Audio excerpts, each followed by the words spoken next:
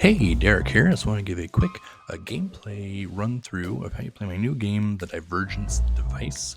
This is a two-player card game in which both players are different versions of the same secret agent. See, a mad scientist has invented a device that is pulling reality apart, an innator, if you will, and everything the secret agent does now is happening in two divergent realities, and so in one reality everything goes well, in another reality everything is going poorly, and the players are attempting to reach the goal of the mad scientist, a goal score to reach the mad scientist to stop him.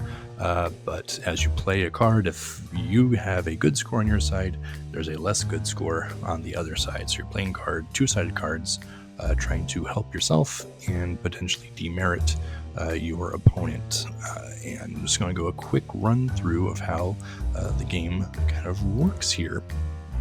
So you start with both players start with 5 points on one side. That's your secret agent there, and on the other side your goal is to get to 20 points to reach the mad scientist. On the other end, you decide at the beginning of the game how many cards in between, 6, 8, or 10, depending on the length of game that you want to play, and then both players get a card and what we call a gimmick or a gadget. Each gadget has a different effect on a card. You can play one time, and you don't know which gadget. There are 6 total. You don't know which one your opponent has, so you don't know what they can do to your cards, and they don't know what you can do to their cards. So it's a little extra strategy in there. And then the player who goes first draws 2 more cards. You can see here, so you have 3 total. You pick one, lay it down, and you can see there's the two-sided effect. So you have the car driving down the highway, 6 points. Your opponent, meanwhile, has a flat tire. They only get 3 points. All right, so you can see there that you have a higher score than they do. And then you pass one card across. All right, so every round you play a card, you pass a card, and then they draw the third. So you have 3 at the start of the round, of your turn, I should say, and then they'll play their card, play one, pass one. All right, easy loop.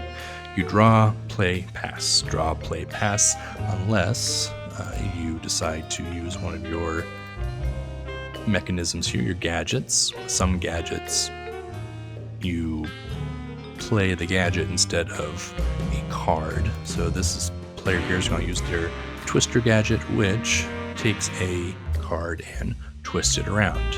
And so the 6 different gadgets, you can twist a card, turn it around.